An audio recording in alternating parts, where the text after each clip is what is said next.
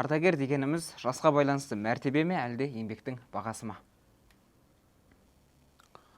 Ардагер деген бұл ең үлкен ұлағатты қасиетті сөз деп білемін. Ардагер дегеніміз бұл өмірлік тәжірибесі бар. Бүкіл өзің жас шағын, еңбек шағындағы шақтардың бәрін осы еліне, жұртына, халқына арнап еңбек етіп, сол жасы жеткенде зейнетке шығып, сол еңбегінің жемісін көрген азамат, ақыл тоқтатқан, елге ақыл айта алатын, жастарға ақыл айтылатын, жастары келген қария кісілердің бәрін ардагер деп есептейміз. Әр саланың ардагерлері бар. Денсаулық сақтау саласы, білім саласы, қай сала болса да бұл қызметте ардагерлер болады. Бұл өте үлкен ұлағат сөз. Ардагердің өзі де әркімнің қолынан бермейді. Ардагер дегеніміз ақылман, ақсақал, қария деген сөз. Ол елге өзінің өткен тәжірибесін айтып бере алады. Мысалға, жастарға тәжірибесін айтып береді, қалай өмір сүру керегін айтып түсіндіреді. Мысалға, жастардың арасында болып жатқан небір түсінбеушілік жағдайларды түсіндіруге тырысады. Сондықтан да бұл, мен ойлаймын, ардагер деген сөздің құрамына ол үлкен дәреже, үлкен қасиетті сөз. Ол екінің бірінің қолынан да келе бермейді. Оған мықты түсінігі мол, түйсігі мол, білімі бар, сауатты, жан-жақты, саяси өмір, қоғамдық өмірдің бәрін түсіне білетін адамдар ардагер деп ойлаймын. Ата, сіздің бүкіл атақ даңқыңыз алып тастаса, өзіңізді кім деп таныстырар едіңіз? Мен Қазақстан мемлекетінің зейнеткерімін, ақсақал қариясымын деп өзімді есептеймін. Маған атақ даңқтың бәрі ешқандай аса рөл менің өміріме ойнамайды. Өмір бойы мен жай қарапайым қызметкерден бастап үлкен өзім адам дәрігерімін ғой. Жастайда мектеп біте салып, 75 жылы институт біте салып, денсаулық сақтау саласының қызметке келдім. Содан бері жай ғана қарапайым дәрігерден бастап, өз еңбегімнің арқасында кезегімен өрлеп, бас дәрігерге қызметтерден көтерілгем ауданның. Одан басқа барлық осы өзінің белсендігінің арқасында қоғамдық ұйымдардың жұмыстарын араласып, мәслихат депутаттығында болдым, 4 мәслихаттың депутаты болдым, шақырылымның. Мәслихаттың хатшысы болдым. Пенсияға зейнетке шыққаннан кейін осы қоғамдық ұйымда басшылар, аудан басшылары сұрағаннан кейін осы ұйымға кіріп, қазір осы ұйымда қызмет істеп жүрмін. Өмір жолыңызда көп нәрсені бастан кештіңіз. Дәрігер ретінде түрлі тағдырға куә болдыңыз. Сіз үшін өмірдің басты құндылығы не? Бұл дәрігер болып қызмет істеп жүргенде шын мәнінде бір адам тағдырындағы, адам өміріндегі небір қиыншылық жағдайларды көрдік. Кемтар балаларды көргенде жаның қараяды. Мысалға, жүре алмайтын балалар, азаптанып өмір сүріп жатқандар, одан басқа неше түрлі психикалық аурулар ауысқан балалар, болмаса жаңағы отбасы бұзылып жатқан семьяларды көріп, соларды көргенде, науқастың ең соңғы демін үзілер кезін көргенде, демдер үзілген науқастың қасында қолынан дәрменсіз болған кездерде, сол кездерде басыңа неше түрлі ойлар келді. Бұл адамның өмірі деген түкке тұрмайтын дүние екен бұл дүниеде. Ол шын мәнінде бұл фәниде әшейін өткінші өмір екен деп ойлайсың. Ал енді қасиет бұл адамгершілік. Біздер дәрігер, әркім дәрігер бола бермейді. Қазір мүмкін бар шығар, жай сен диплом алып, өтірік диплом алып, өтірік дәрігер болып жүргендер. Дәрігер болу үшін адам жанын түсінетін, сен өте нәзік адам болуың керек. Адаммен сөйлесе алатын, адамды қасиетін жақсы түсінетін адам ғана дәрігер болады шын мәнінде. Дәрігерге бар шын пейіліңмен берілуің керек. Сен қайтсем де сол адамды жазып шығам деген өзіңнің мақсатың болу керек. Сонда ғана сен адал, шын дәрігер бола аласың. Сіз өзіңіз неліктен дәрігер болып таңдадыңыз? Неліктен дәрігер болдыңыз? Бұл өте бір қызық сұрақ. 69 жылы мектеп біткен жылы елдің бәрі оқуға түседі. Мен мектепте жақсы оқыдым. Содан мен өзім спортқа құмармын.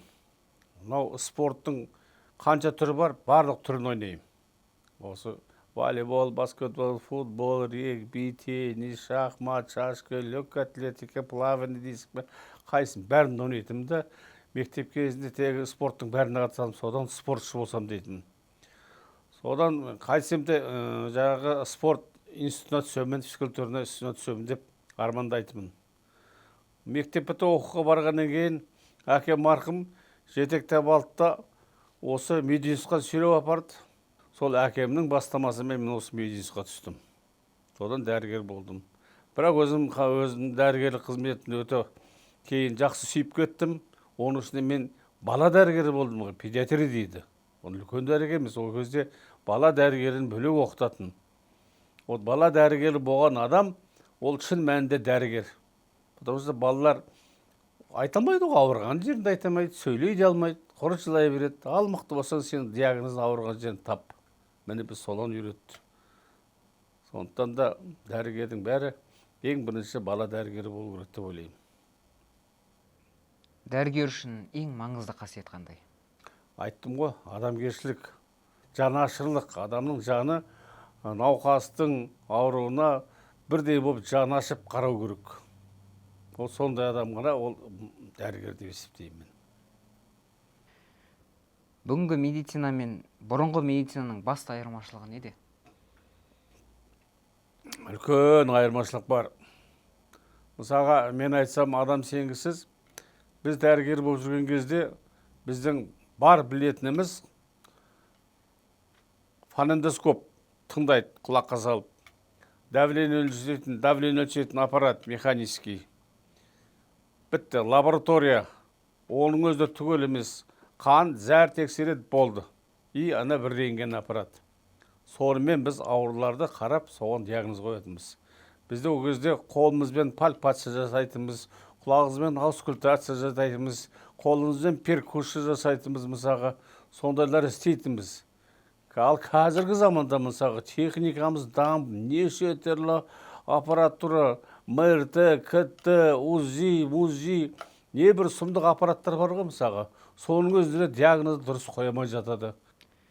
Енді дәрігерліктен бөлек депутат болдыңыз. Депутат болған жылдары халықтан не үйрендіңіз? Депутат деген бұл үлкен бұл саяси ұғым. Халық пен биліктің арасын жалғастыратын сым деп айтса болады. Депутаттар халықтың ой пікірін, халықтың мұң-мұқтажын билік өкілдеріне жеткізіп, соны қалай да соған көмектесуге тырысатын азаматтар. Депутатты ол әркімнің қолынан келе бермейді мысалға. Депутат болу үшін, жаңа айтып кеттім ғой, адами олда қасиетің болу керек. Сен адамның жанын түсіне білуің керек. Депутатқа мысалға өзінің жаңағы сайлау учаскесінен қаншама адамдар келеді. Біздің кезімізде мұң-мұқтажы жетіспеушілік өте көп болды. Мысалға үй-жай жетпейді, тамақ та жетпейді. Біз өзіміз оқығандың өзі көрдік қой, жартылай аш жүрдік мысалға. Соның бәрін басына өткізген біздің еліміз мысалға әлде болса жоқ жүзікте жоқ емес бар. Депутат мырзалар осы халықтың мұң-мұқтажын көп көңіл бөлу керек. Соларға билікке айтып жеткізіп, соларға қолынан келгенше көмегін аямау керек. Міне депутаттың бар тіршілігі солай болу керек. Мен солай деп түсіндім. Біз депутат болып жүрген кезде сол мәселе бойынша қызмет еттік. Халықтың арасында бірге жүрдік. Барып жолығып, жиналыстарымызды өткізіп, сұрап, елдің қандай мұқтажы бар екенін соны сұрап жүретінбіз. Соны осы аудан әкімдеріне, ауылдық округ әкімдеріне, болмаса облыс әкімдеріне осы мәселелерді қойып қозғап жүрдік. Қазіргі жастардың бойынан қандай жақсы қасиеттерді көресіз? Қазіргі жастарымыз, тамаша қазіргі жастар. Әсіресе мынау білімді жастарымызды, мәдениетті жастарымызды көргенде көңіліміз көкке жеткендей болады. Жастарымыз қазір ынталы ғой бәрі де. Техниканың дамыған заманы, Бірақ затқа өкінемін мен осы жастарымыздың көбісінің мына телефонға тәуелді болып қалғаны. Телефондан неше түрлі жаңағы не дейді әлгі нелерді көріп ап, соларды қайталағысы кеп, адам баласы еліктегіш қой. Жастарымыз да көп еліктейді. Мына сыртқы телефоннан келіп түсетін жан жақта хабарламаларды тыңдап, басқа шетелдерден ғана ән, биен, өлеңін, болмаса жаңағыдай демонстрация шығып, сондай істегендер көріп, солай істегісі келеді. Мына қазір жастар, әсіресе мына қыз балалардың шаштарын жалбыратып жүргенін көргенде мен тегі жаным қараяды. Айналайын қыздар, шаштарыңды желбіретіп жүрмеңдер. Мен соны айтқым келеді. Біздің ата дәстүр салтымыз бар. Біз ұлы дала перзентіміз. Біз қазақ халқының азаматтарымыз. Қазақ деген ұлтпыз біз. Біздің өзіміздің өмір салты дәстүріміз бар. Шашын желбіретіп жүргендер, ол күйеулері өлген әйелдер, келіндер шашын жалбыратып жібереді деп ылғи жүрген жерімде балалармен кездескен достың айтып жүремін мен. Жастарымыз қазір өте білімді. Шетінен қазір мысаға бізден ауданнан мыңдаған бала бітіреді жыл сайын мысаға. Соның бәрі көпшілігі жоғары оқуда оқып жүр ғой. Ең тек төмендеген өзі колледждерде оқиды мысаға. Мынау біздің білім саласына, әсіресе мынау мамандық саласына өте көп. Мен жастарға ризамын. Тек риза еместігім осы жаңағы шетелдік басқа да нелердің несіне еліктуді тоқтату керек. Өзіміздің қазақи дәстүр салтымызды дамыту керек. Соған қосылып жастарымыз атсалысса, киім киісінде, сөйлеген сөздерінде, жүріс тұрыстарында, мәдениеттерінде, мәдениетті болса, мына президентіміз өзі айтып жатыр ғой, әділетті, мәдениетті, сондай мемлекет құрайық, таза деп. Вот соған атсалысу керек. Мен жастарды соған шақырамын. Ата, сіз сағынатын адам көп пе? Әрине көп. Әрине көп. Бізде бала болғанбыз. Бізде балалық шақтың жолдас жораларым бар, достарым бар.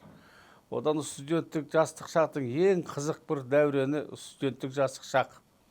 Ол деген бір тамаша өмір. Ода өткен жолдас жораларымыз бар мысаға. Қазір жасымыз келді, соның қаншасы мыса қайтып кетті. Солардың бәрін еске түсіреміз. Кейде жастардың бір қылықтарын көргенде өзіміздің жастық шағымызда болған қылықтарымыз есімізге түседі. Соларды сағынасың. Жастық шағыңды сағынасың. Балаларым, жастық шағыңды, барлығың жастық шағыңды ертең сағынасың. Бірақ бұл қайта айналып келмейтін дүние. Шерхан Мұртаза атамыз айтқандай, ол да бір кем дүние. Ал сізді сағынатын адам көп пе? Енді бар шығар елдің ішінде, бала шағам сағынады, немерелерім сағынады, отбасын бәрі жақсы көреді мысаға, ата деп, ана немере шөберелерімнің ата деп дауыс сыңғырлап шыққанда мен жерге сыймай кетемін мысаға. Осы күнге дейін жауап таппай жүрген сауалыңыз бар ма? Жауап таппай сауал дейтінде жоқ. Өмірде барлық сұрақтың шешімі бар. Оны шешуге болады, оның жолдары бар. Тек қана оны ойланып істесе, ақылмен істесе, шешілмейтін дүние жоқ. Қайтарылмайтын бір дұғаңыз болса, не тілеуші едіңіз? Еліме жұртыма амандық тілеймін әрине. Отбасыма амандық тілеймін. Бала шағамды амандық тілеймін. Балаларыма, немерелеріме, шөберелеріме ғұмыр тілеймін. Денсаулықтар мықты болып, бәрі елім бір мамандық иелері болып, мына елімізге, халқымызға адал қызмет істесе, еңбектері жанса, өсіп, өнсе, міне менің бар тілегім. Бүкіл Қазақстан халқына тілейтінімін, осы еліміз аман, жұртымыз тыныш болып, мемлекетіміз өркендеп өсіп, сондай үлкен дүниежүзілік мемлекеттердің, ірі мемлекеттердің қатарында болуға жетсе, Алла соған нәсіп етсін деп тілеймін мен. Еліміз аман, жұртымыз тыныш болуға ең бастысы. Соғыс болмасын, халқымыз соғыс дегенді білмесін, көрмесін. Ең бастысы сол. Әумин. Бірін ата, немереңіз алдыңызға келіп, ата өмірді қалай дұрыс сүруге болады десе, бір сөйлеммен қалай жауап берер едіңіз? Адал өмір сүр балам дерім. Адал еңбек ет, адал өмір сүр. Ешкімнің ала жібін аттама. Міне біздің қағида сол.